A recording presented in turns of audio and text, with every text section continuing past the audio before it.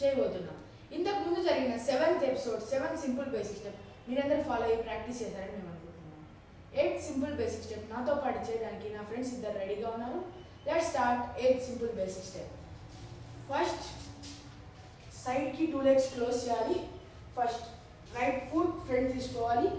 స్లోగా డ్రాగ్ చేస్తూ left heal lift చేయాలి. నెక్స్ట్ లెఫ్ట్ ఫుట్ ఫ్రంట్ తీసుకోవాలి. స్లోగా డ్రాగ్ చేస్తూ రైట్ హీల్ లిఫ్ట్ చేయాలి.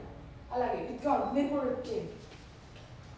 1 2 1 2 1 2 1 2 1 2 1 2.